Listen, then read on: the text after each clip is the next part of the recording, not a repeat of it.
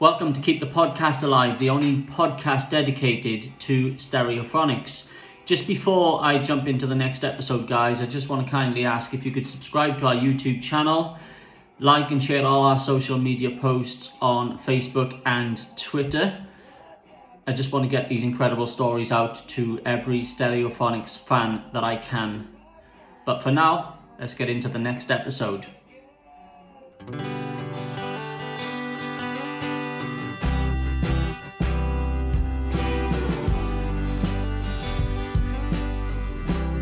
Hello, welcome to Keep the Podcast Alive. My name is Paul Smith. My guest this week, Damo Batchelor. Damo, how you doing, mate? You good? Oh, I'm fantastic, mate. How are you? Yeah, not too bad. Trying to get back into it. I haven't done an episode for about a month now. You been good? Yeah, awesome, man. I did stop working for a while during the whole lockdown. I work in the hospitality trade.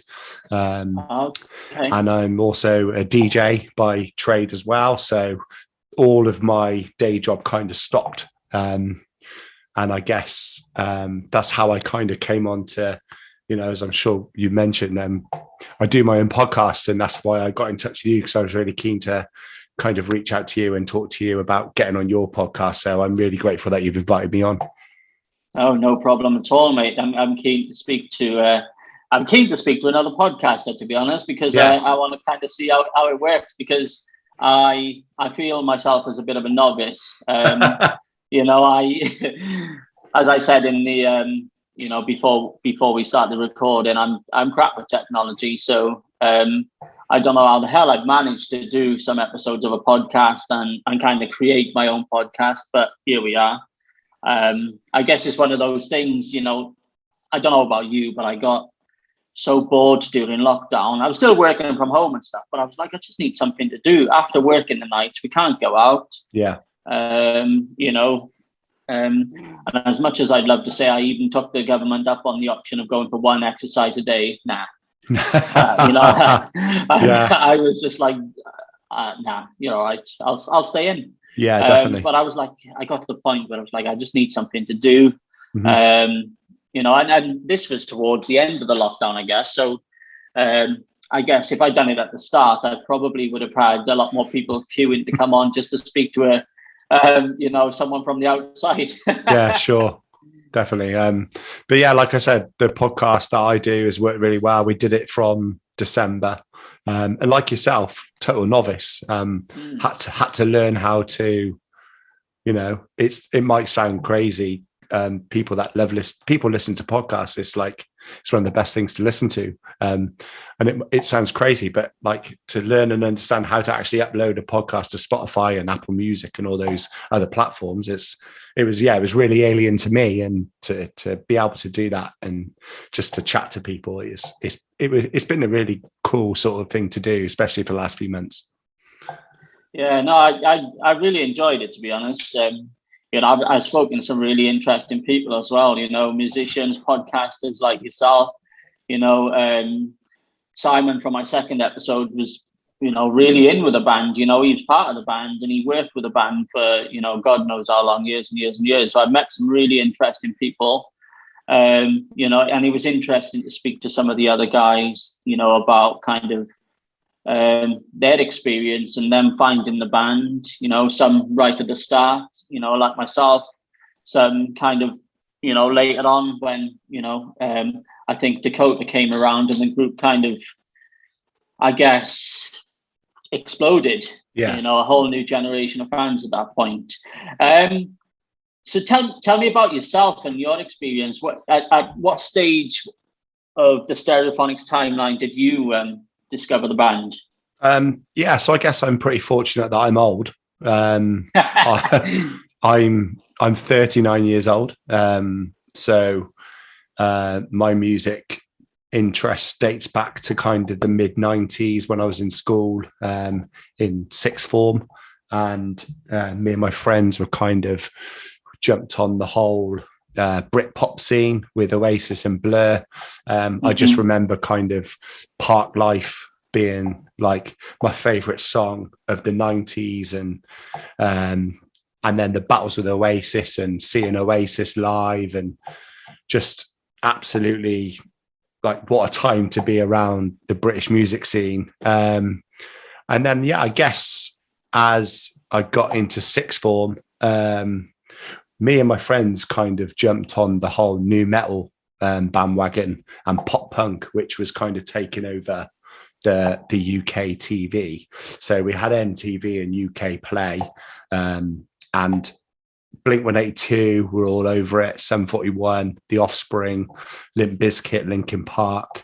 And I was like one of those kids, I was just a bit of a grebo, but I still had a big passion for Oasis and Blur. And then I guess I heard 1,000 Trees, and I really enjoyed it. It was a great song.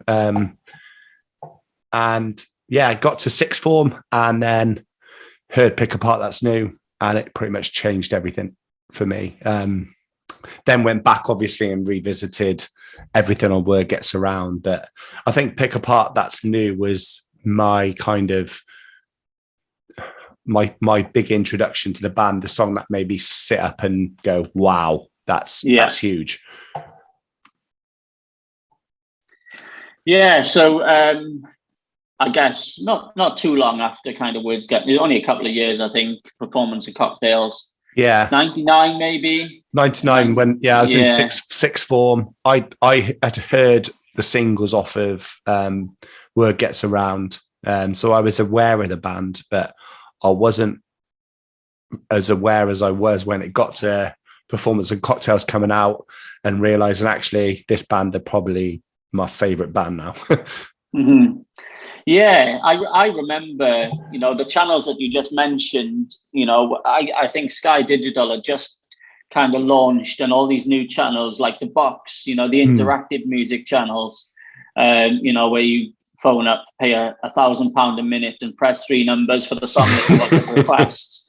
And I just remember just being played on that channel a lot. And that was, the only times I'd ever seen the boys on the telly before that was Top of the Pops. Mm-hmm.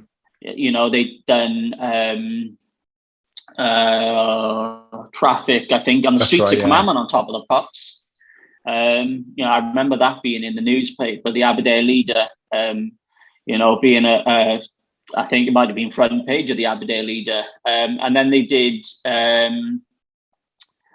Local Boy on Top of the Pops as well. I think that was the only 2 times I'd ever seen the boys on telly before, those channels that you mentioned were launched. Yeah. And then just looking, I remember that being the first video that I'd seen properly on telly.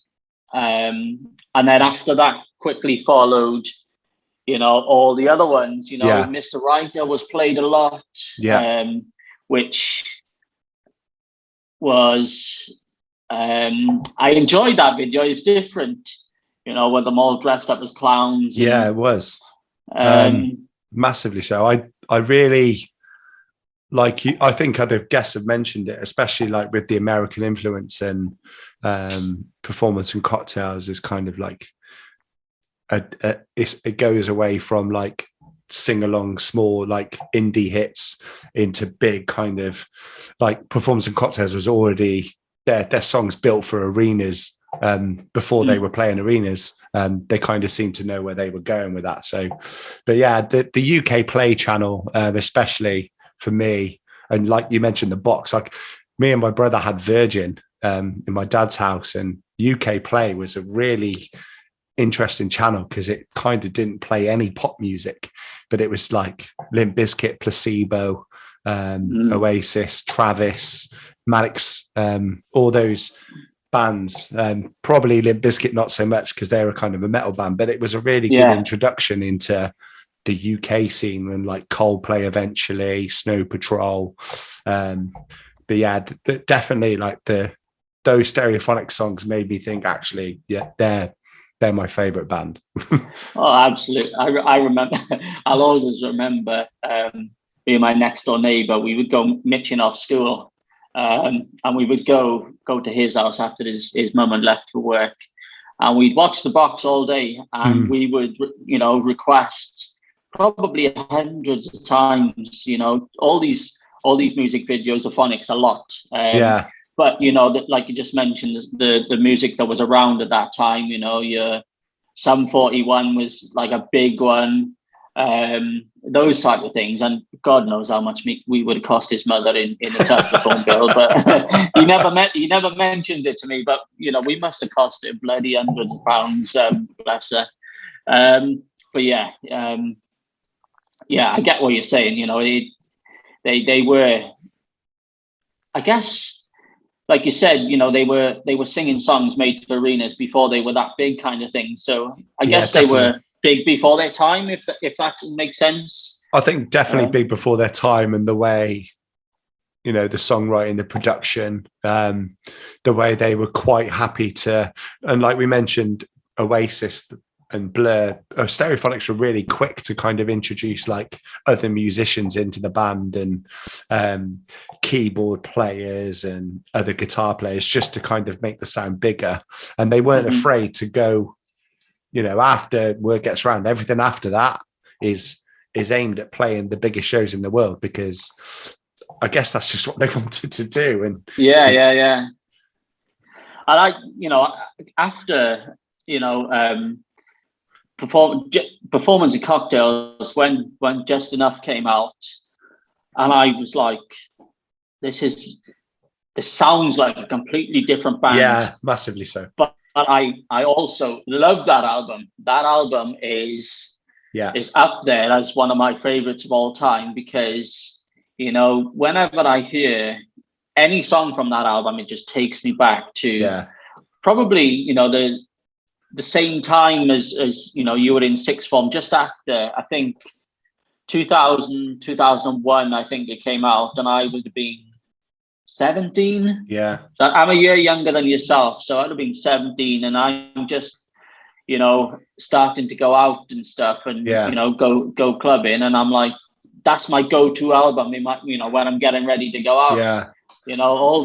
Most of them songs on that album are bangers. I love that album because it always takes me back to when I was in, I'd left school, but in school I did IT, and I was one of the first sort of pupils to like set up the PCs, and we had the internet. And I remember in school we downloaded Napster, and we found websites to download music, and we had like Pick Apart and Just Look In on repeat, because you could only just download singles, and the albums weren't able to download, so it's just like one MP3, and that's what we would just play on rotation. And then when Just Enough came out, it was a case of I could get these songs at my home, and there were songs that were released before the album come out, and I was trying to guess where like Lion in the Sun would be on the record, and like what order would they be in. And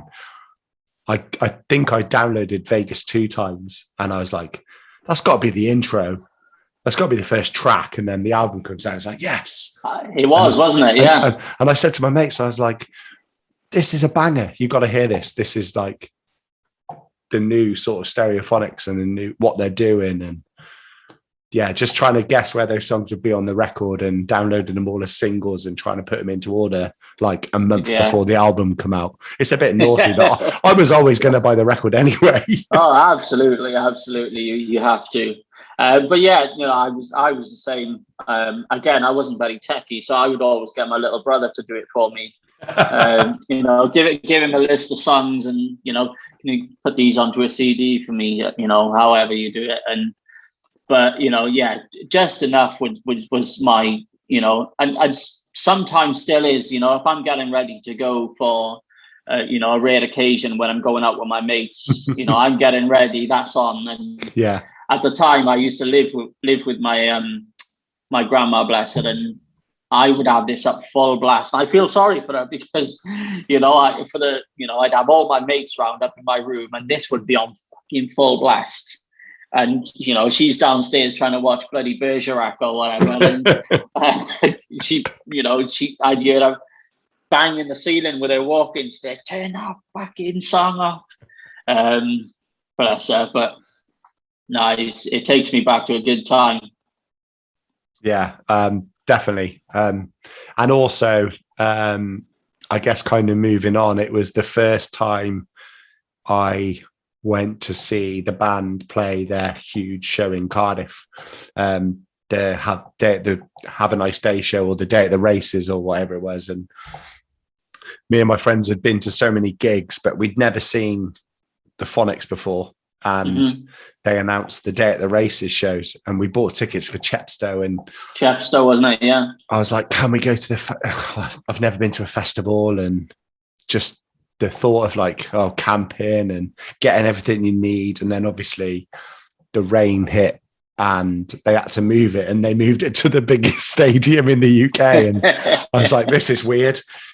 We're not going to there anymore, but we're going to the centre of Cardiff for a day on the piss. And we're going to watch this phenomenal lineup. So they did do a Day at the Races at Chepstow, didn't they? Yeah, it was it Chepstow?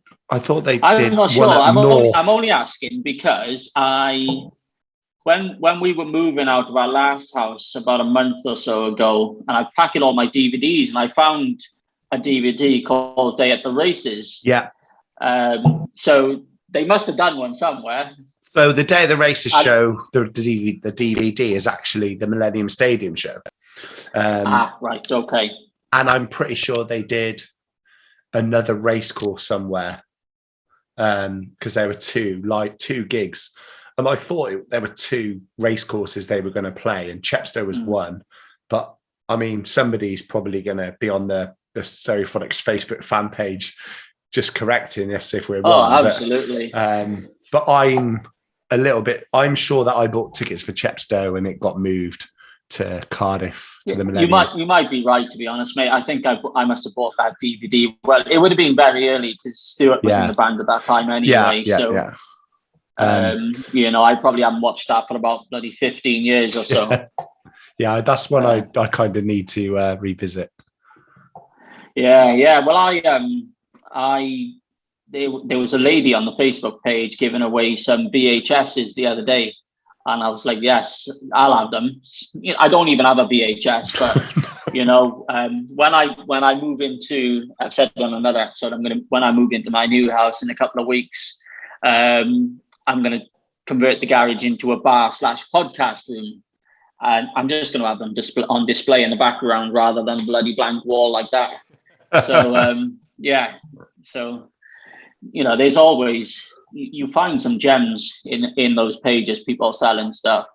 Yeah, definitely. Like vinyl and stuff. I definitely got the Performance Cocktails box set off somebody off that Facebook site as well. With all the 9-inch records on it, and I definitely got that on the Stereophonics Facebook page from a fan. So yeah, it's always something useful. Oh, absolutely. I think that's my. One of my next projects is to get all the vinyls. I think I started too late. I didn't buy a record player until about 12 months ago. Okay. So I've said to my wife and my daughter, like for special occasions, birthdays, etc., just ask me what vinyls I've got, what I need, and that's sort me one out. But when they get round to word gets around and they're talking top dollar, they might change their mind. But yeah, I mean it is the case especially with a band like Stereophonics and all those bands. They did release vinyls for the albums, but it wasn't collectible. And I think it was probably, I can't even remember what album that I started getting them, but the only ones I've got of like the old records like Jeep and Word Gets Around are like represses now. Because you are looking at serious money for absolutely originals. Absolutely. Well, they've got a couple for me. Performance and Cocktails probably the earliest one, but even that might be like you said, like a repress. Yeah. I don't care. They all play the same. And at some point I might take it seriously and start getting, the originals, but until then, I'm happy to listen to a repress. yeah, it's just as good. It's just not, the value's not in there. But yeah, I suppose if you're not selling them, you don't care what it's worth. No, don't care. Sounds good. What? So you said you went to the Millennium Stadium gig, and again, yeah, it would have been quite early. Stuart was there at that time. What was that like? Yeah, I was really lucky to see him play. I probably saw about 5 or 6 shows that he played with the band. The Millennium Stadium one stands out just because it was the biggest. I got introduced to the Black Crowes that day, which was quite a big thing. I guess it sounds weird, but I guess that it would be extremely, extremely rare for a big UK band now to tour stadiums with what's regarded as one of the biggest American bands, not of all time, but you know, their legacy is something that is just mad. And to have, I know Kelly's obviously really good friends with them anyway, so it would have been not a problem for them to come over and play. But that tour was kind of reversed in America, and I remember Stereophonics refused to do it because it was Oasis touring with the Black Crowes, and Stereophonics didn't want to go on first, so they didn't go. But to have the Black Crowes over in the UK playing a huge show, and they had quite a good set. But Ash played, and they were one of my favourite bands at the time as well. They were quite big at that time as well, weren't they? Again, Ash, another big band. They were one of the first bands that I saw live with my friends in Cardiff. My friend's sister went to Cardiff Uni, and we used to crash on their sofa most weekends. And we saw Ash, Reef, and all the bands, Enemy tours. So Ash were a band we were like, well, we got to see Ash anyway because we've seen them a handful of times. And then the Crockett's opened the show as well, so that was a bit of an interesting one. But you know, friends of Kelly, and he's brought them along. They're not really a big band, just there for the day, probably a few drinks as well. So it was just weird going into a stadium to see your favorite band play for the first time. And it was the biggest show I'd ever been to. And apart from festivals and seeing bands at Reading, it would still be the biggest show I've ever been to. So it was absolutely amazing. And I've had a good conversation with a friend on a podcast. On my podcast, there's a guy, he plays in a band called Stay Voiceless, and they're from South Wales. And we had a good chat about Welsh bands playing live in Wales and the sort of atmosphere you get. And you'll probably agree with me. The atmosphere you get in Welsh stadiums or arenas or venues, bars, pubs, if your favourite Welsh band's playing, there's no atmosphere like it. And that really kind of hit me that day, that we're seeing the best Welsh band at the time in their peak play to X amount of people. It was phenomenal. Absolutely. I mean, when the Stereophonics play Cardiff or anywhere in Wales, it's you won't get anything like it. You know, it's everybody in Wales wants to be there. You know, and you know, every song just gets everybody bouncing, and you know, it's that it brings out that hometown pride in everyone. It's unbelievable. Everyone, and even he said it was like even the likes of Feeder, Catatonia back in the day, the Manics, and I've been to Manics shows in Cardiff, and I just can't compare it to seeing an English band in England. And that sounds wrong because I'm English and I'm you know, talking about a Welsh band playing in Cardiff. But the classic example that I gave on the show with my friend who's in a Welsh band was the show 2 years ago in Swansea. That's Singleton Park. Yeah. And I was there, and I was just, it just really hits home that you get every type of person there for that show, whether it's, you know, teenagers who are, you know, skateboarders, grebos. You get 20-year-old uni students there. You get your 30-year-olds that have finished work on a Friday.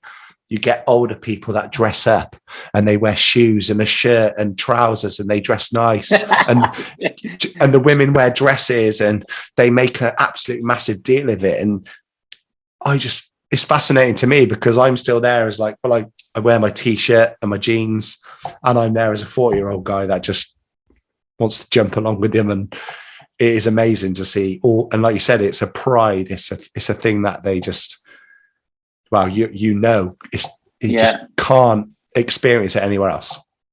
Yeah, it's hard to describe really, but it is something that you don't experience anywhere else. And like you said, you know, an English band in England, I don't know why different. I don't know whether it's because there's less Welsh bands and it's a smaller country, but the whole country goes to the Stereophonics gigs, you know, in Wales.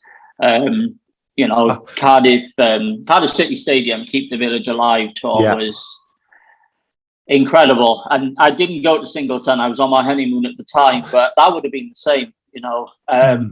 You know, and it was kind of, I think Singleton was almost like the Morpher gig many years on. The anniversary of the Morpher show in Swansea at the stadium. But I think the only thing I would say I could describe it as in England is like when Oasis played Main Road for the first time, or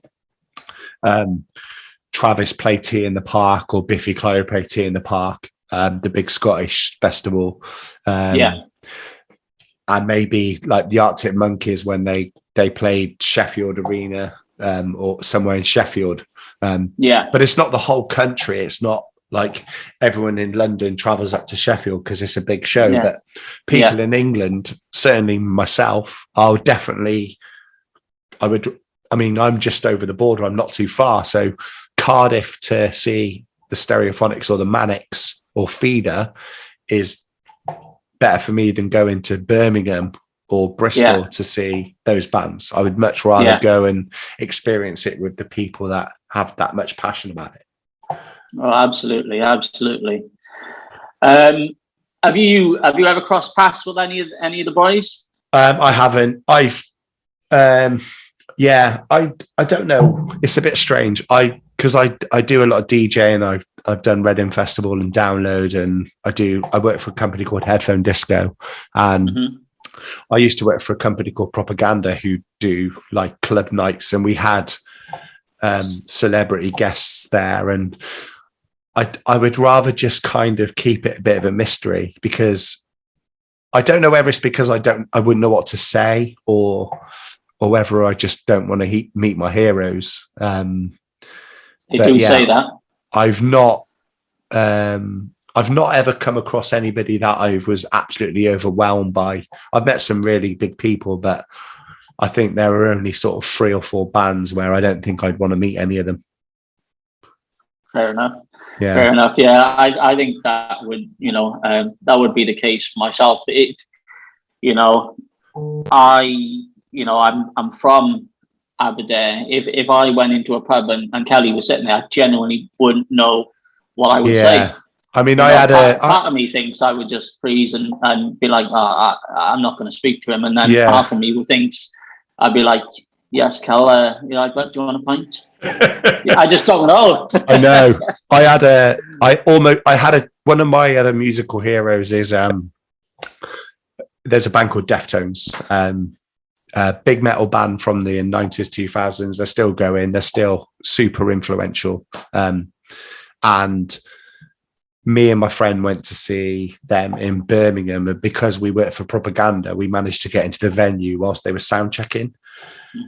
And we were probably sort of 10 meters away, and there was nobody in between us. It would have been a perfect chance to just kind of go and say, "How you doing, mate? I love what you do." What blah blah blah blah.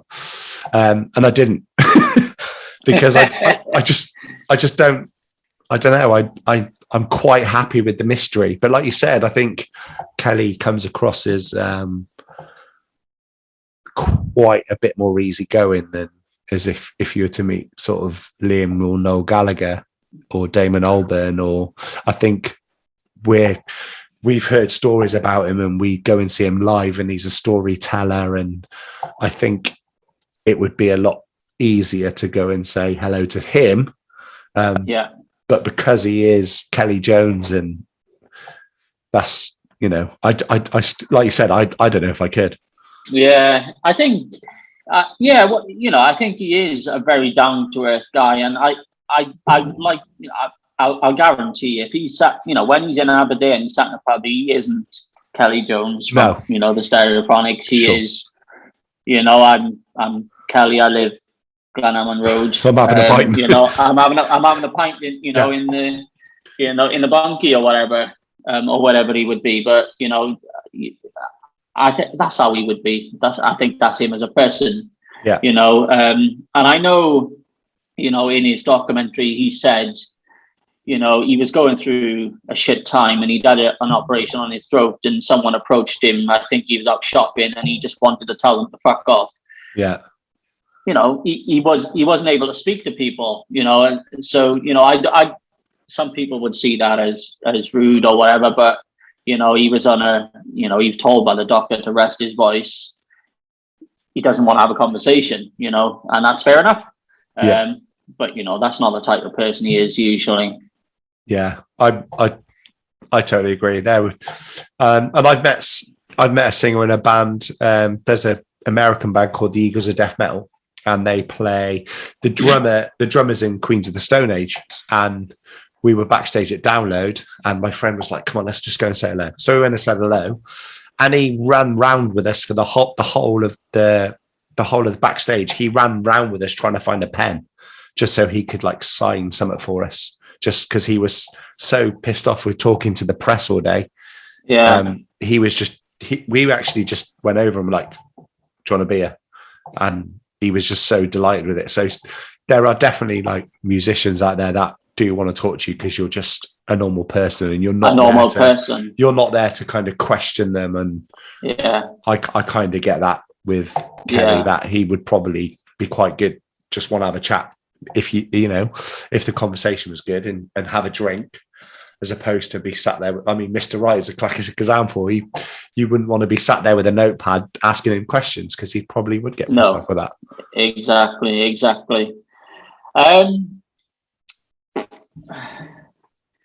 What's your, if you had to give me some of your favorite songs now, what do you think? So I guess as I get older, and like you mentioned, just enough education to perform. My dad was listening to a lot of Dylan and Neil Young around that time. And as I've gotten older, I kind of just appreciate a lot of the newer stuff. Mm-hmm. And Graffiti on the Train is my favorite record. If you were to like put me at gunpoint and say you've got to pick one, Graffiti on the Train is my favorite record. There's no doubt about it. I think it's the best work they've ever done. But then I was looking through some of the songs when you kind of prepped me for the question, and Keep the Village Alive has the best singles. So I just think all the singles off Keep the Village Alive, like Mr. and Mrs. Smith, and they're my favorite songs. But as a total body of work, Graffiti on the Train is definitely my favorite record, and everything off that is just I hold that album in such high regard. Yeah, sorry, I'm just clicking on Keep the Village Alive, just have a look at the track list to kind of look at what you're saying there. But I can't disagree, to be honest. I mean, Celebi come out, and it was kind of like what a song. Whoa, what are you doing? This isn't what you sound like. And then it was like, but I love it because it's aggressive. It's got teenagers in the video having a good time at a party. They're really passionate about having a bit of fun, and they're getting drunk, and it's with your mates. And then White Lies is one of the singles off that album, I think. It is second on the album after Celebi. I Want to Get Lost with You is definitely on there. And then Mr. and Mrs. Smith is just it's a classic. I wasn't sure if it was like one of my favorite records, because I think some of the songs in the middle are kind of like, are they fillers? You know, because it would be wrong to sit here as Stereophonics fans and go, actually, every single song is unreal and they're the best band in the world, because you can't do that. There's got to be something you can find that's not quite to your taste. Yeah. And I just remember with the album, I wasn't so sure of it, especially after it came out after Graffiti, and I was like, this is the greatest album. There's no doubt about it. But the singles on there they're mind-blowing. Absolutely. I think and I've said it before, and I had someone commenting to say they disagree with me, about why I feel like this. But after the first 3 or 4 albums, I kind of lost touch with the band for a while. So, Keep the Village Alive, I probably listened to that. When did it come out? 2015. Yeah. I probably listened to that a few years after it came out. When I kind of got back into the band, only maybe 3-4 years ago, to be honest. Scream Above the Sounds round about time. But then when I went back and listened to it, all those albums in between, Keep the Village Alive, like you said, is an absolute classic and one of my favorites. Most of the songs on there are absolutely classics. I think Celebi is the perfect opener for any gig. It's unbelievable. It's when again, I keep going back to Keep the Summer Alive tour. Yeah. When they opened with that in Cardiff City Centre and the lights are pumping, and that the screen comes down, and they play the opening notes of Celebi is an atmosphere that I just can't describe. But they played it first at Singleton Park, and they played it. I'm sure people won't mind me mentioning the controversial gigs of March in 2019. I was at Cardiff. Snow, is it? No, the lockdown one. The COVID. And I went, maybe I shouldn't have, but it was just before, because I'm in Cheltenham, it was the Sunday after the races, and like the races shouldn't have gone ahead. Probably all those people coming into Cheltenham from all over the world. And then Stereophonics and Ed Sheeran are still doing big arena shows. I think Ed Sheeran did the O2 Arena on that Sunday to X amount of people, and Stereophonics did 2 nights at Cardiff Arena, and they opened the show with Celebi, and it was there is no better song to open a Stereophonics gig, and they can go for 20 years and I'll still go and watch them when I'm 60 if they're still playing. Absolutely. And if they open with that and they end with Dakota, then I know I've been at a Stereophonics gig. Perfect. But my opinion on that gig is the people who they weren't going against the government guidelines. The people who wanted to go went. The people who didn't want to go didn't, and that's it. I mean, I knew something was wrong when I got to Cardiff and we went into Cozy Club in the centre, and it was the ghost town. And I was like, this is strange. There's no one in here. And we went to another pub and there was no one in there. And I was like, this is really weird. Well, when the Phonics are playing Cardiff, that is weird. Yeah, because exactly. From midday of the day of the gigs, then pubs would be absolutely rammed all day. And maybe the Cozy Club isn't somewhere where Phonics fans go, but like I described earlier, there are like people in there, in middle-aged people dressed up nicely. Perhaps Cozy Club is somewhere where they want to go. And it was just empty. I mean, like you said, all those generations that go to the gigs, in Cardiff, there is a place for each generation. You'll have the people in their blazers and their jeans on Mill Lane. You'll have the people in their t-shirts and jeans in Live Lounge. You'll have the middle-aged guys in one of the cocktail bars. They'll all be scattered and they'll be in their own little places because there'll be a place for everyone. But when they get to that stadium, they all become one big kind of, one big crowd, and they all just Yeah. beat the same drum and, go mental. But I went, and it was a quiet phonics show at the arena. I'm guessing 30% of the people didn't bother. Maybe 40% of people didn't go. It was really strange, but I still think it was a great atmosphere, and it was a good show. So happy days, mate. Happy days. If I had tickets, I probably would have gone. Yeah.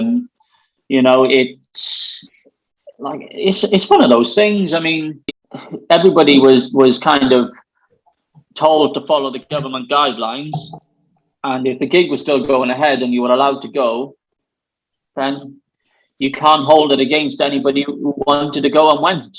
If you didn't feel comfortable and you don't want to go, that's fine. Your decision to make. It's your decision, but you can't, like the people who cried about the snow that one year, you can't blame the band in any sort of way.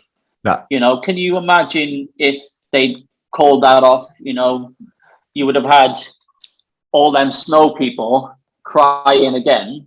Yeah. Because they cost them money and travel and this and that, so I think the band were in a lose-lose situation, and I think going ahead with it was probably the better of two evils, to be honest. Yeah, definitely, absolutely. I couldn't agree more.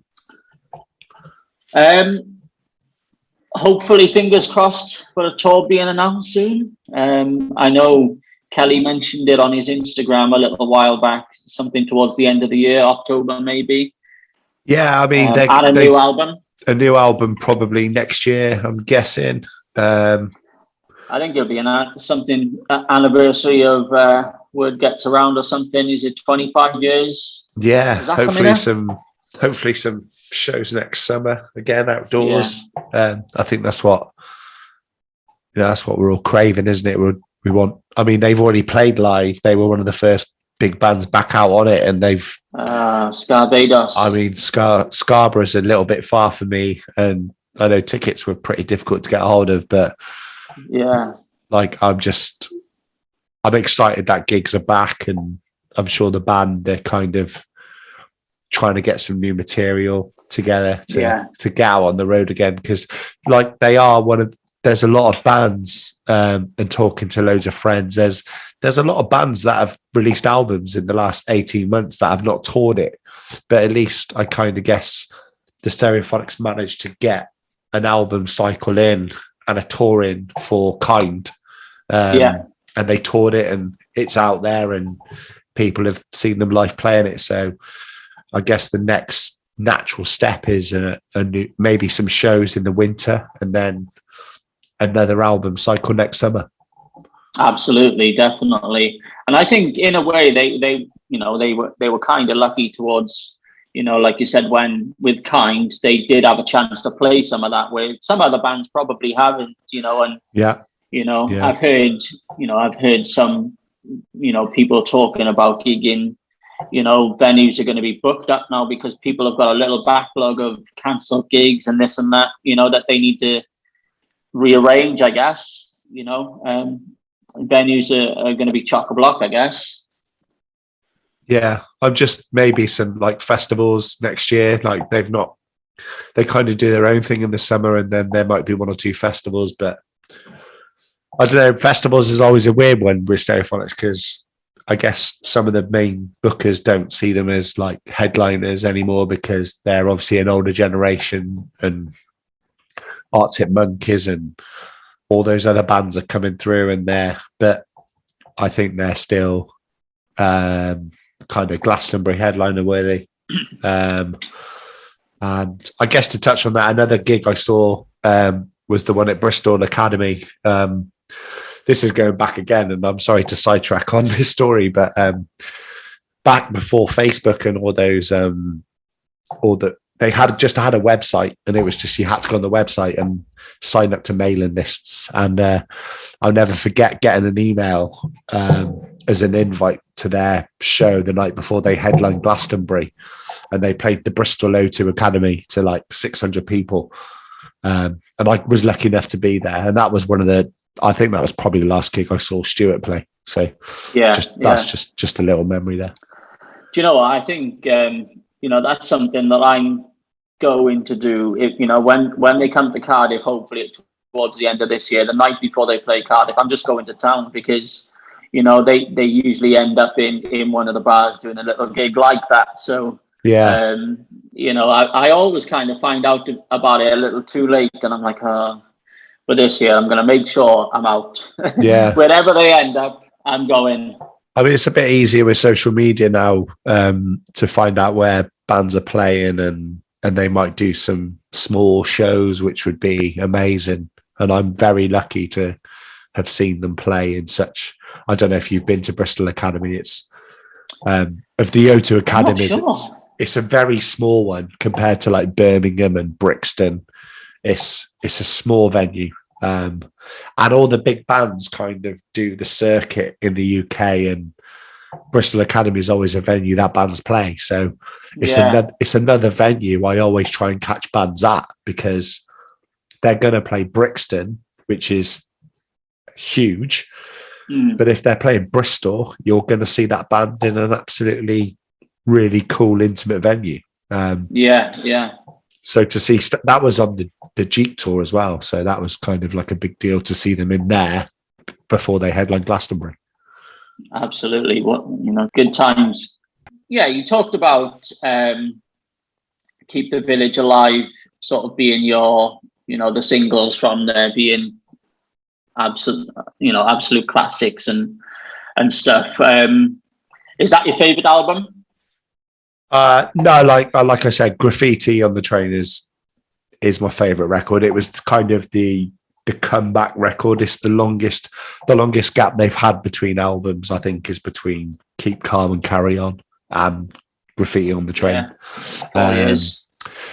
And they now seem to be just churning out albums every 2 years. So it was a big gap, I guess.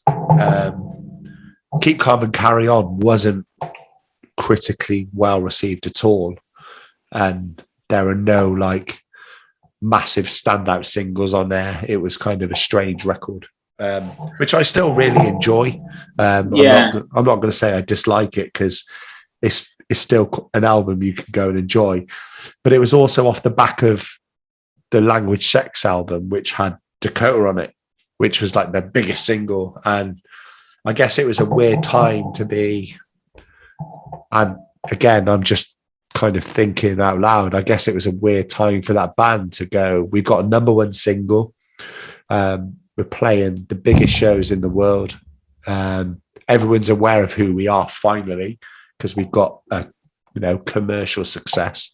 And then to go into the studio and Keep Calm and Carry On come out, and I don't know where it did in the charts. I don't really remember listening to it very much when it came out. And so the time scale between Language, Sex, Violence, Other and Graffiti on the Train was, it was a while.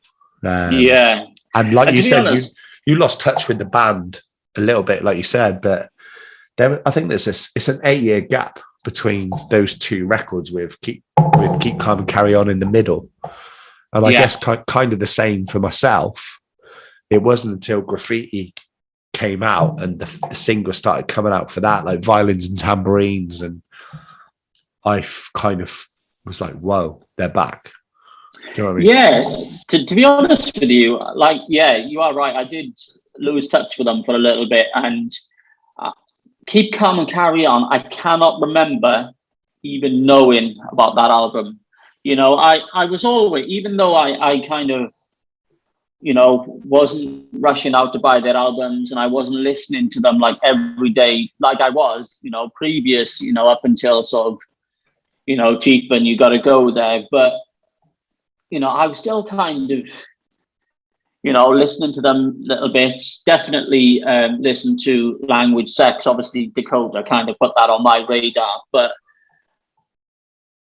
I can't remember hearing about Keep Calm coming out, and it wasn't until, like I said, when I kind of touched base with them again and I found them again, maybe Scream Above the Sounds time, that I went back and I was like, where the bloody hell did this album come from? And it's compared to, it went to number 11 in the charts, right? Which to be honest, when every other album apart from Word gets around went the top 3, you kind of know it's not their best, or it's not the fans' best, the fans' favorite, I guess.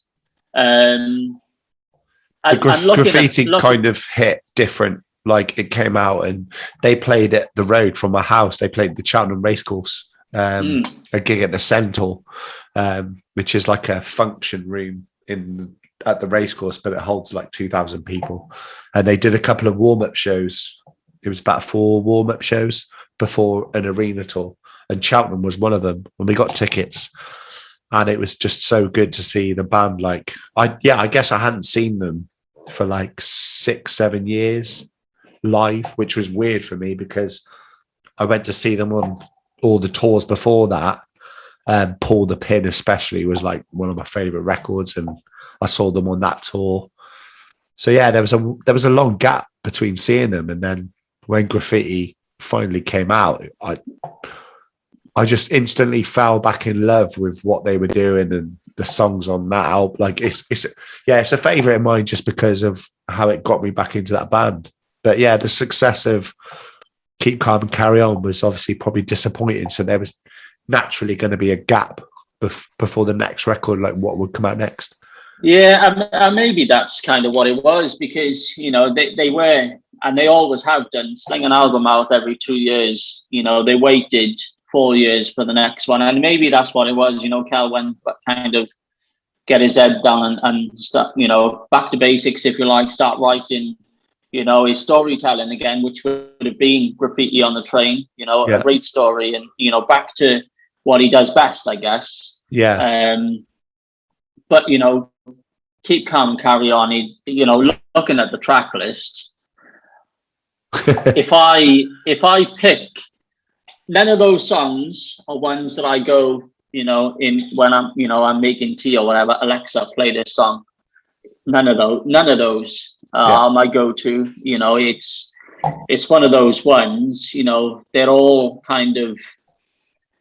on my Stereophonics playlist on Spotify. Every song is, and if they come on in the car, I'll have a sing along, but they're not, there's none that I kind of Alexa, play this one for me.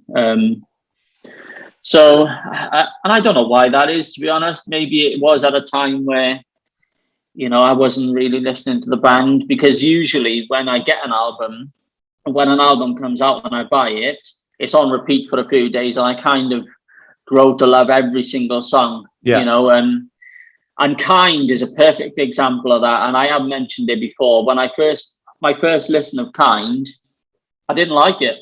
Did not like it at all. And it kind of aroused loads of feelings inside of me of,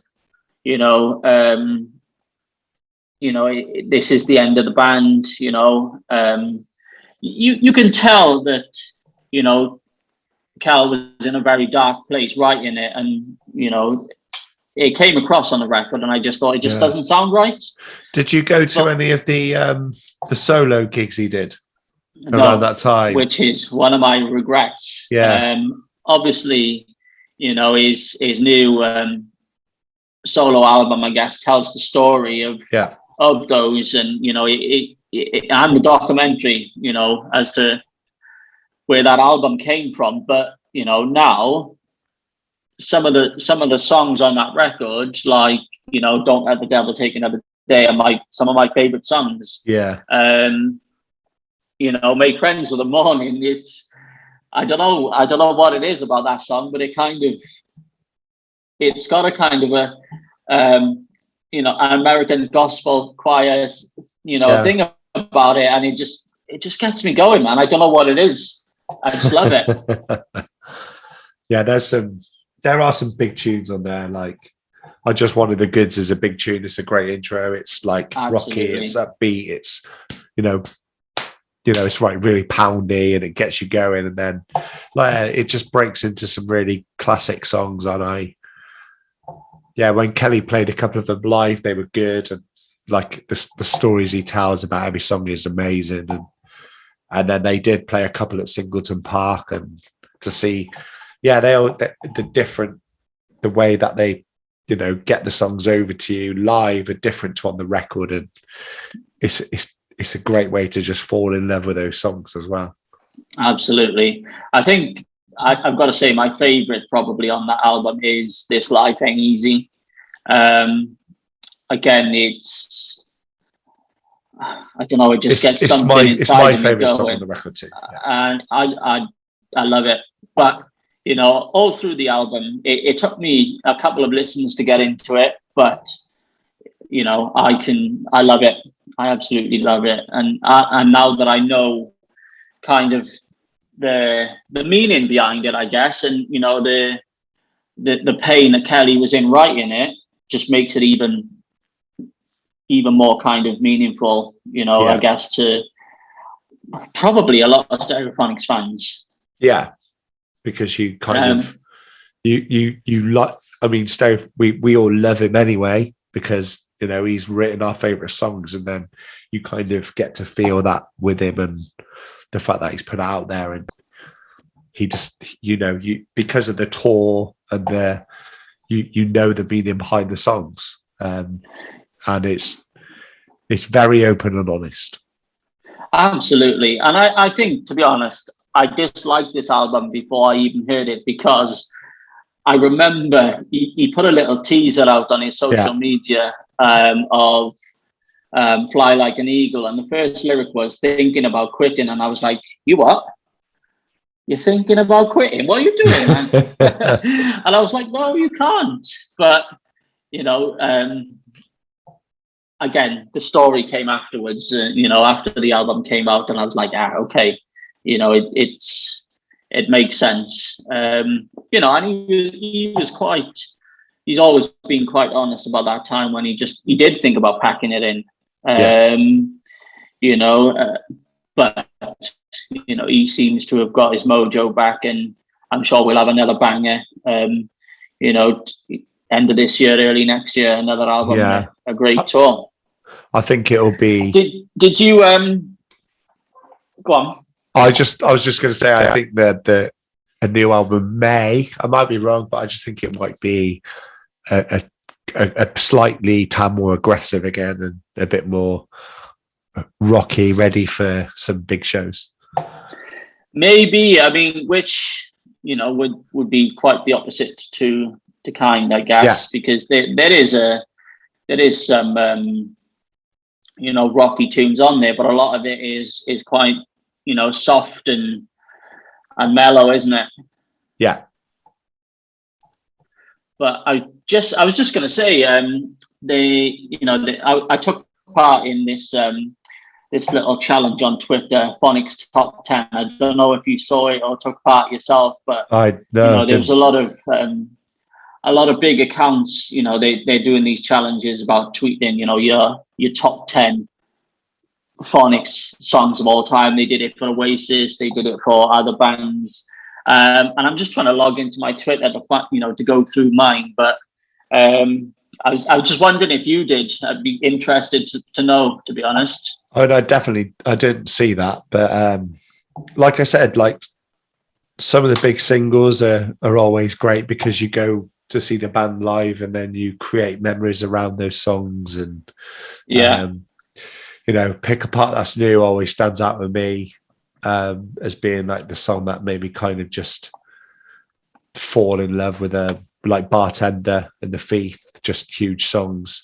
And then more recently, like Mr. and Mrs. Smith is just Violins and Tambourines is always one for me, that kind of, especially when they play it live and it's a slow intro and it just builds and builds and you know it's coming, and just a bit like Traffic as well. There's, you know, it's really hard to narrow. I'm surprised you've managed to narrow it down to 10. And I was thinking to myself earlier, like your favorite songs and albums off from that band, they probably change quite regularly, like depending on what you listen to. My favorite bands change, my favorite albums change, my top 10 albums are always changing just based on what I'm listening to.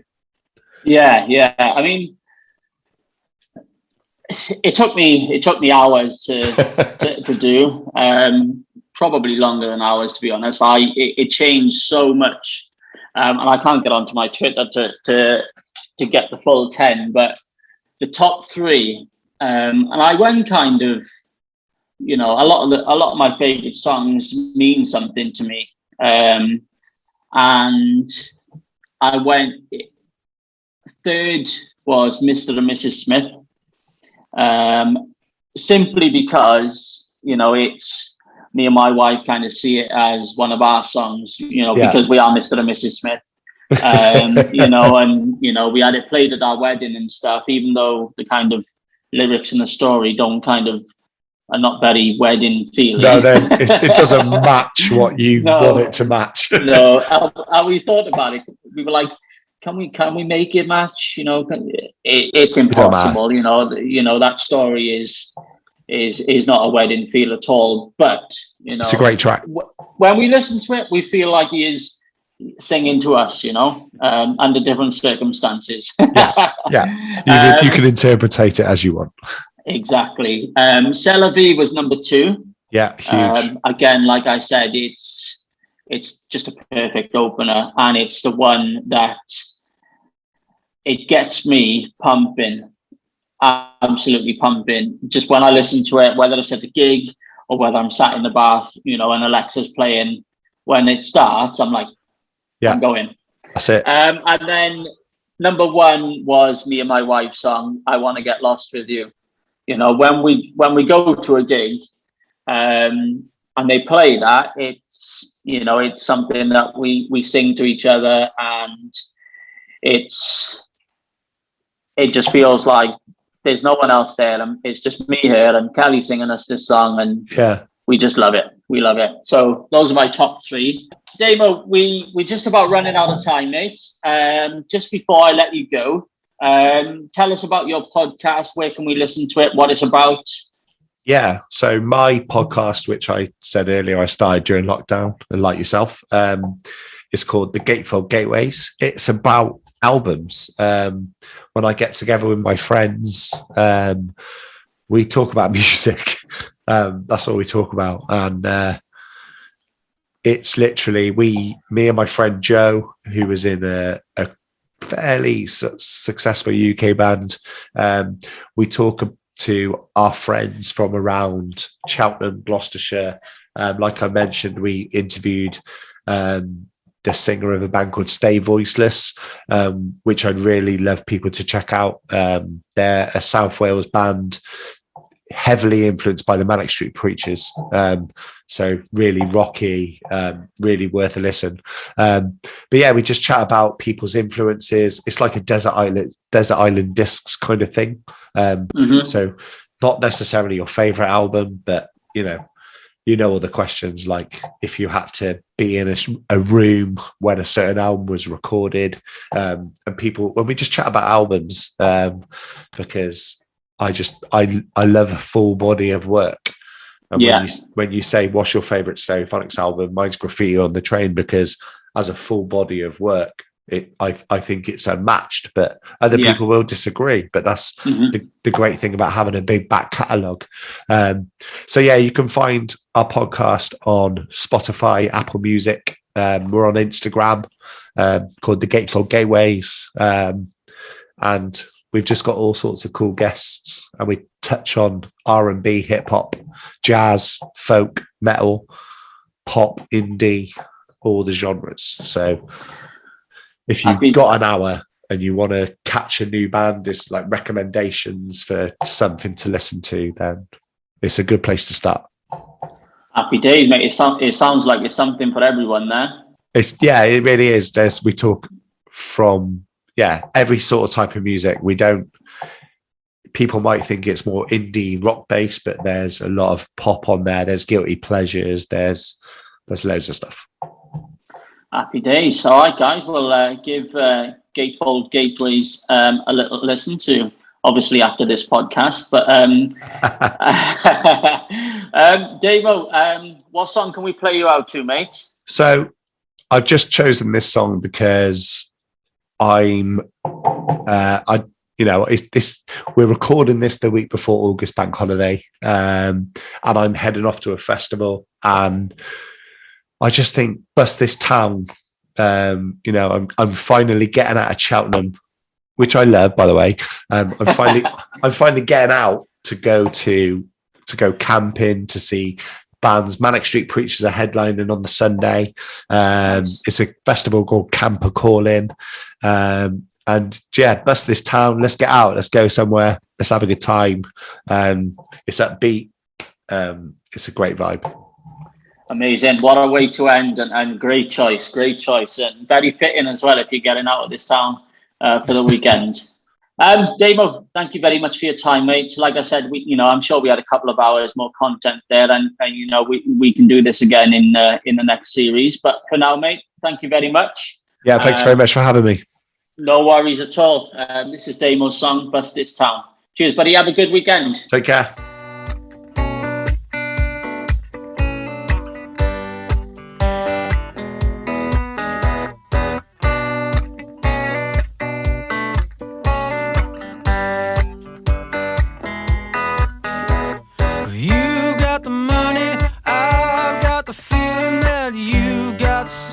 Say to me, honey, I'm loving the weather. It's now or it's never. We can bust this town tonight and forever. Tonight is the night we're leaving together. Come